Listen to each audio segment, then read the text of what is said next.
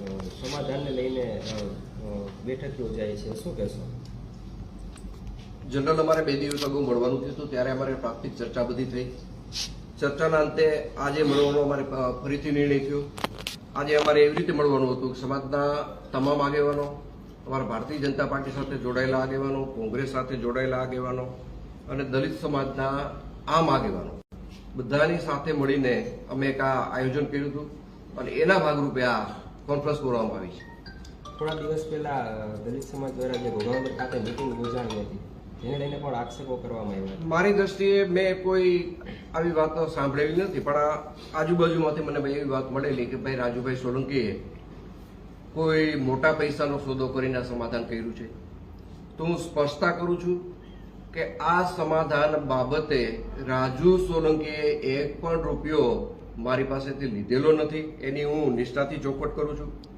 રાજુ સોલંકીએ જરૂર મારી પાસે એક વાત રજૂ કરી છે, પણ એમાં રાજુ સોલંકીનો કોઈ સ્વાર્થ નથી. રાજુ સોલંકીએ મારી પાસે એ વાતનો પ્રસ્તાવ મૂક્યો હતો કે હું અમારા સમાજની ગરીબ દીકરીના સમૂહ લગ્ન કરવા જઈ રહ્યો છું. સમાજ પાસેથી મારે ફાળો લેવાની ઈચ્છા નથી. તમે મને આ સમૂહ લગ્નમાં ભોજન સમારંભના ખર્ચમાં તમારે મને મદદ કરવાની છે અને આ ભોજન સમારંભ તમારે મને કરાવી દેવાનો છે. અને એમાં મેં રાજુને હા પાડેલી છે. બાકી રાજુએ કોઈ રોકડા પૈસાની વાત, કોઈ સમાધાન પેટે સોદાની વાત રાજુ સોલંકીએ મને ક્યારેય કરેલી નથી. રાજુ સોલંકી યારે 1 પણ પૈસાનો મારે વહીવટ થયેલો નથી.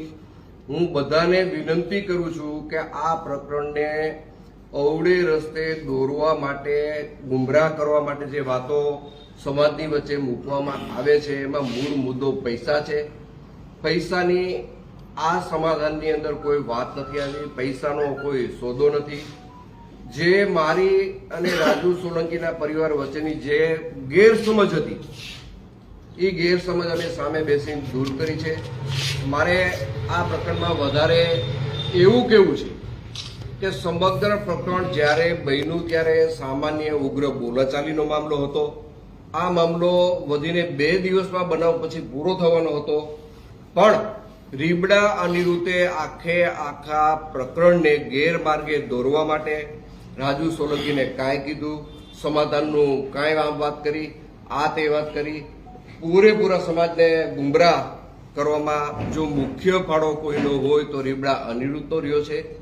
રાજુ સાથે બેઠા પછી મને ઘણી વાતની ખબર પડી કે આ પ્રકરણમાં રાજુ કંઈ દોષિત છે જ નહીં.